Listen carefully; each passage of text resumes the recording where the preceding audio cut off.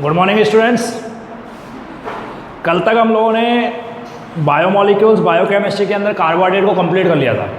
आज हम एक नया टॉपिक स्टार्ट कर रहे हैं और उसका बेसिक इंट्रोडक्शन देंगे विच इज़ प्रोटीन। सबसे पहले हम बात करते हैं, आज हमारा जो टॉपिक है वो है प्रोटीन। प्रोटीन क्या है, किससे बना होता है, कितने टाइप का होता है। तो आज की क्लास में हम जो प्रोटीन में डिस्कस करेंगे, सबसे पहले प्रोटीन का बेसिक कंसेप्ट कि प्रोटीन वर्ड का मतलब क्या है। दूसरी बात हम करेंगे कि जो प्रोटीन है वो बने किससे होते हैं, उनकी फंडामेंटल यूनिट्स क्या होती हैं। तीसरी बात हम करेंगे कि क्लासिफिकेशन की बात हम करेंगे। तो पहली बात हम कर लेते हैं प्रोटीन। देखिए, एक साइंटिस्ट थे बर्जीलियस। व्हाट? बर्जीलियस।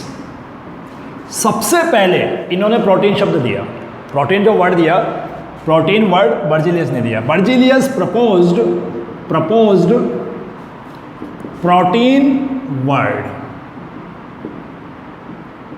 ऑलराइट, तो ये इन्होंने प्रतिपादित किया था प्रोटीन शब्द। अब प्रोटीन का मतलब क्या होता है? प्रोटीन का मतलब होता है, सबसे पहले प्रोट वर्ड जो आता है, प्रोट, उससे मतलब आता है, या जो प्रोटीन में जो प्रोट वर्ड आ रहा है, प्रोटीन के अंदर प्रोट, ये जो वर्ड है ये बताता है फर्स्ट, यानी सर्वप्रथम, प्रथम। सर ऐसा क्यों बोला?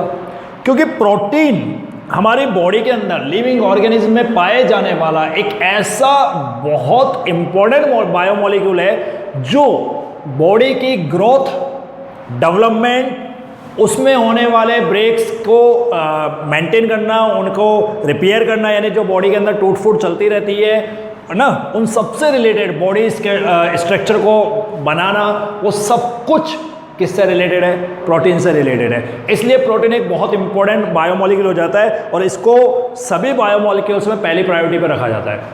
बॉडी की ग्रोथ आपको करवानी है, बॉडी ग्रोथ चाहिए आपको, यानी वृद्धि, ठीक है। रिपेयरिंग चाहिए, रिपेयर, बॉडी रिपेयर कैसे, मतलब टूट फूट।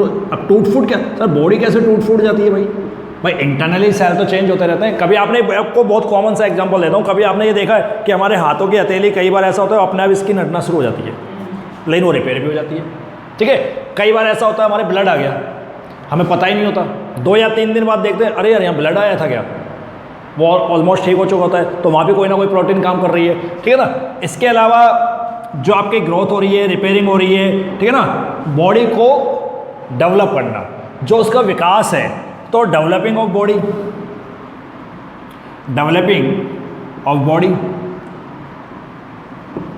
यानी शरीर का विकास, एक्स्ट्रा बहुत सारे काम ऐसे हैं जिनमें प्रोटीन फर्स्ट होगा, प्रोटीन के बिना नहीं होगा। तो ये एक बेसिक मैंने बात बताई है कि व्हाट इज प्रोटीन, और इसको प्रोट मतलब होता है फर्स्ट, इसलिए इसको सबसे पहले नाम दिया गया। और प्रोटीन नाम किसने दिया? बर्जीलियस ने। तो ये तो एक बेसिक बात हो गई, बात समझ में आ गई।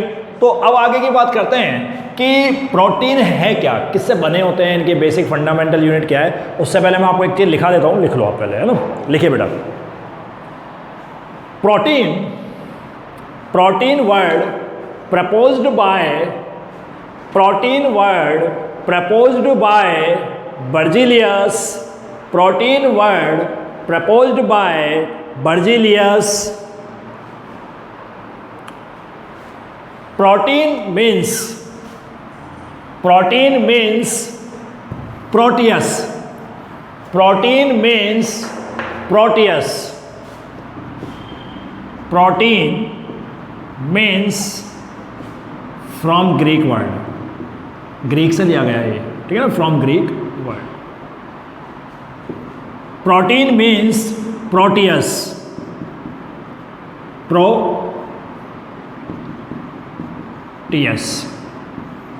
And Proteus is from Greek word, ठीक है ना। Protein means Proteus, Proteus is Greek word, आगे नोट करें, Proteus is Greek word which mean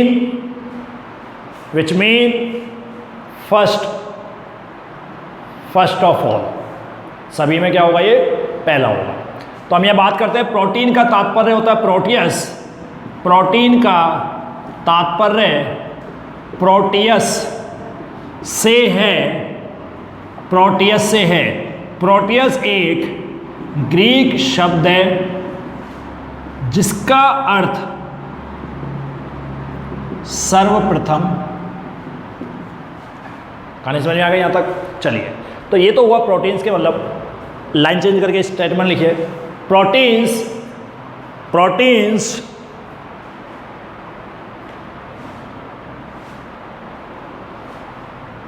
a important biomolecule for all living organisms, and it is responsible for growth of living organism.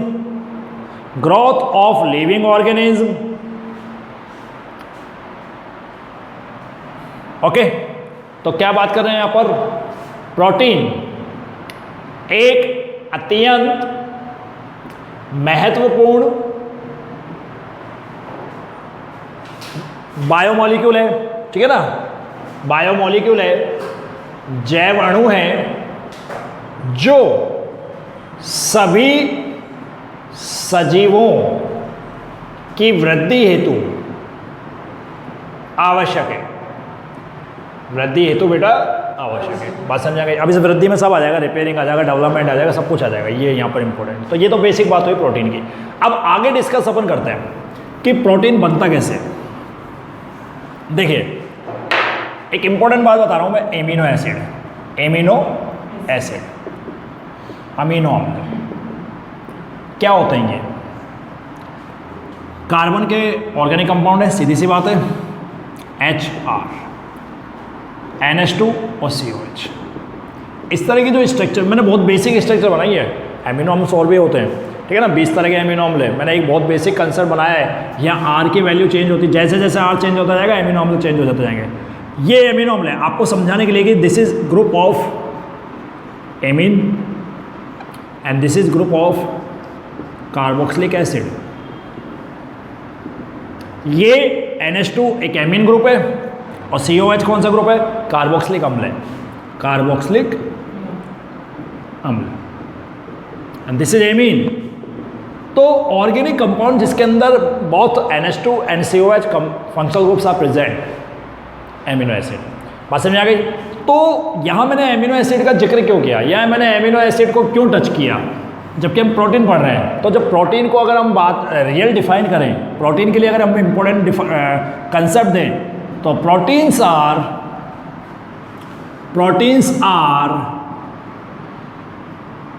Polymer of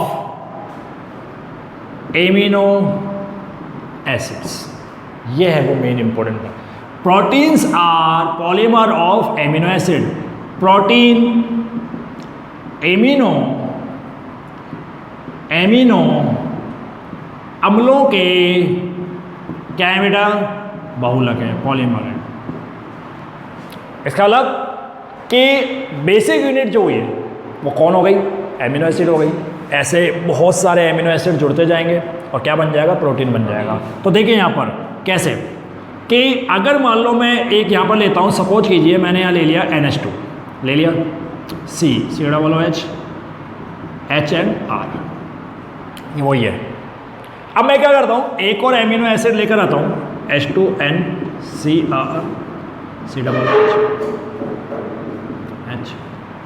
सुनो समझो, ठीक है बेटा? अब इसमें क्या करूँगा मैं, यहाँ से एक वाटर मॉलिक्यूल निकाल दूँगा ऐसे, एक वाटर मॉलिक्यूल निकल गया। तो अब क्या होने वाला है? H2NCR C डबल बॉन्ड हो, वही तो रह गया। ये आपस में जुड़ जाएगा NHCR COOH H and H। यहाँ तक की कहानी समझ में आई? अगर मैं इसके N अणु ले लूँ, N मॉलिक्यूल, और इसके भी कितने ले लूँ? N, तो मैं इसको ऐसे लिख सकता हूँ यहाँ पर, इस तरह से।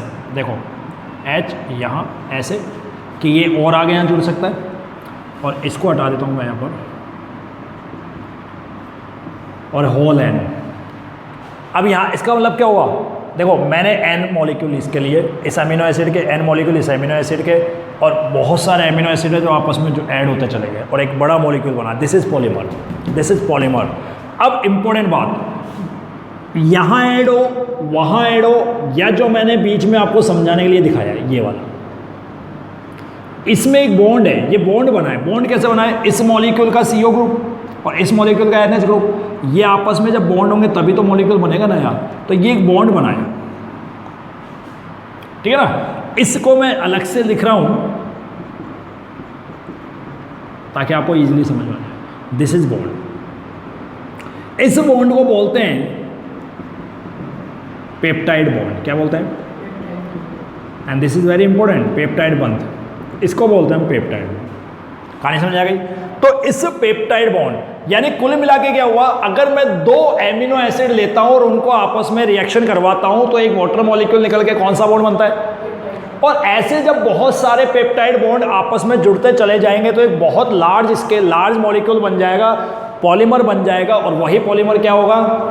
तो ओवरऑल मैं बात ये कर सकता हूं ना बेटा कि मेरे पास क्या है, एमिनो एसिड्स हैं, ये आगे जाके क्या बना रहे हैं, पेप्टाइड्स बना रहे हैं। क्या बना रहे हैं, पेप्टाइड्स बना रहे हैं। ये पेप्टाइड्स अगर मैं आगे भेजूं और यहाँ लिख दूं कि पेप्टाइड्स के नंबर बहुत सारे हो गए, तो ये आगे किस में कन्वर्ट हो जाते हैं, प्रोटीन में कन्वर्ट हो जाते हैं। कहानी समझ आई।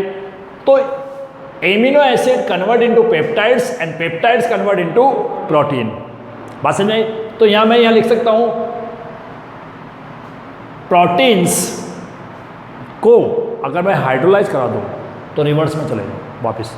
तो कहानी क्या हुई, कहानी ये हुई कि proteins are polymers of amino acid. Amino acids that is, देखो यहाँ पर ये सारी बात आपको याद रखनी है। ये मैंने आपको एक्सप्लेन कर दिया कैसे बनता है, पेप्टाइड बॉन्ड कैसे बनता है, और पेप्टाइड बॉन्ड जब बहुत सारे जुड़ेंगे, टोटल N हो जाएंगे, तो वो किस में कन्वर्ट हो जाएगा, प्रोटीन में। तो क्या मैं ये कह सकता हूँ प्रोटीन इज पॉलीमर, क्या मैं ये कह सकता हूँ प्रोटीन इज पॉलीमर, बहुलक है ये। और क्या मैं ये कह सकता हूँ एमिनो एसिड इज मोनोमर, यानी एकलक है ये। तो बताइए कि प्रोटीन की बेसिक यूनिट कौन सी हुई, एमिनो एसिड हुई। Okay alright. तो हम यहाँ फाइनली बात कर सकते हैं, मैं यहाँ लिख देता हूँ स्टार पॉइंट, बेसिक और fundamental unit of protein is amino acid. Protein की आधारभूत इकाई अमीनो अम्ल है। कहानी समझ में आ गई। कॉपी करो फटाफट, फटाफट कॉपी करो।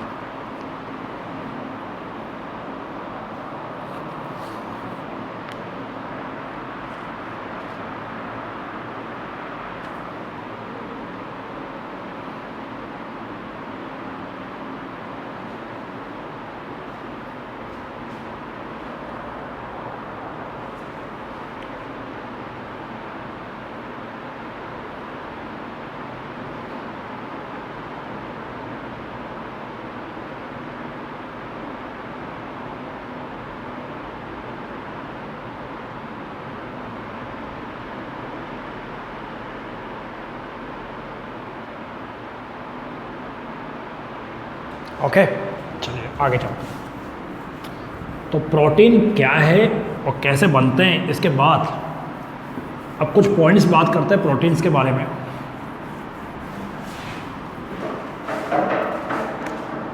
सम पॉइंट्स अबाउट प्रोटीन, प्रोटीन से के बारे में कुछ बिंदु। तो देखिए पहला पॉइंट क्या है बेटा, first point, proteins are molecules with very high molecular weight. Protein उच्च अणुभार वाले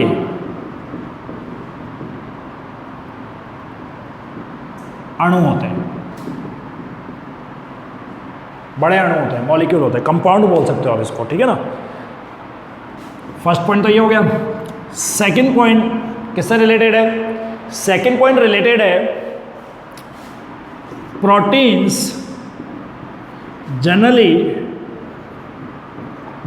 फॉर्म्ड बाय, अब देखो अमीनो एसिड देखा था आपने, उसमें ऑक्सीजन था, नाइट्रोजन था, स्पेशली नाइट्रोजन इंपॉर्टेंट है वहाँ, एमिनो एसिड बनेगा ही तब, nitrogen, oxygen, hydrogen, carbon. Protein generally formed by nitrogen, oxygen, hydrogen and carbon atoms. Protein सामान्यतया नाइट्रोजन, ऑक्सीजन, हाइड्रोजन व कार्बन परमाणुओं से बने होते हैं। ये सेकंड पॉइंट हो गया। थर्ड पॉइंट की बात करें, proteins, some proteins also contain phosphorus, sulphur, phosphorus sulphur type का element, contain phosphorus, sulphur at extra elements. कुछ प्रोटीन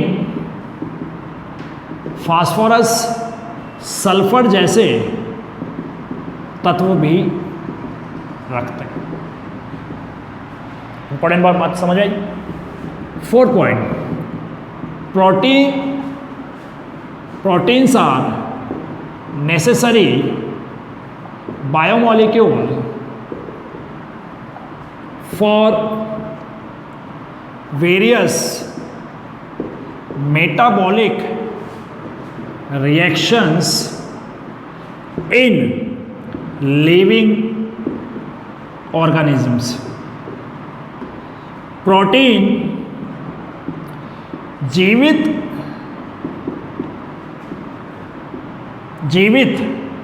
को सदस्य बोल लो, जीवित आपका जीव बोल लो, ठीक है ना, जीवित सजीवों में होने वाली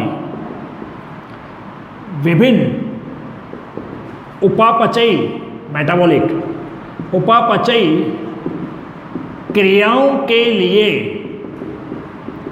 एक आवश्यक जैव अणु है। ये कुछ बेसिक पॉइंट है। पहला बेसिक पॉइंट तो ये कि बहुत हाई मॉलिक्यूलर वेट होता है, 10,000 से भी ज़्यादा चला जाता है। प्रोटीन इनसे तो बनेगा ही बनेगा, ये तो कंफर्म है, लेकिन कुछ प्रोटीन ऐसे जिनमें फास्फोरस, सल्फर जैसे एलिमेंट्स भी आ सकते हैं और इनके अलावा भी कुछ एलिमेंट्स आ सकते हैं। प्रोटीन क्या होता है, बायोमॉलिक्यूल जो है जितने भी लिविंग हो रहे हैं उनके मेटाबॉलिक रिएक्शंस के लिए इंपॉर्टेंट होता है। बात समझ आएगा यहाँ तक?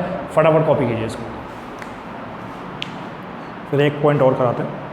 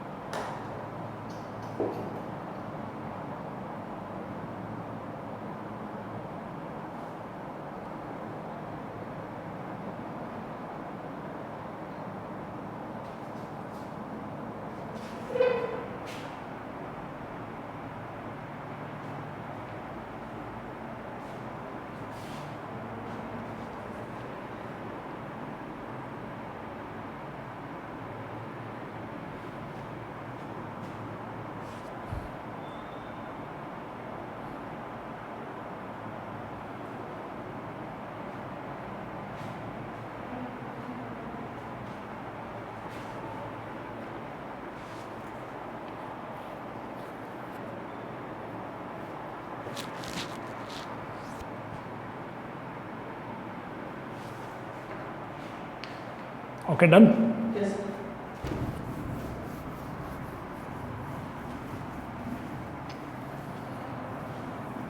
देखिए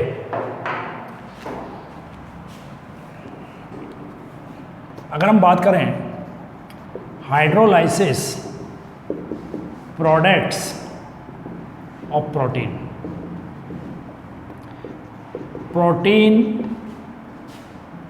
प्रोटीनों के जल अपघटन के उत्पाद कि अगर हम प्रोटीन को हाइड्रोलाइज करा दें तो हमें क्या मिलने वाला है। ये प्रोटीन हो गया, मुझे अच्छी तरह मालूम है प्रोटीन एक बहुत बड़ा मॉलिक्यूल है। प्रोटीन का जो मॉलिक्यूल है अगर इसको मैं हाइड्रोलाइज करा, हाइड्रोलाइसिस का मतलब होता है जल से क्रिया, वाटर से रिएक्शन। इसको वाटर में डाल दो, अगर मैं इसको वाटर में डाल देता हूँ तो प्रोटीन मुझे देता है पेप्टाइड।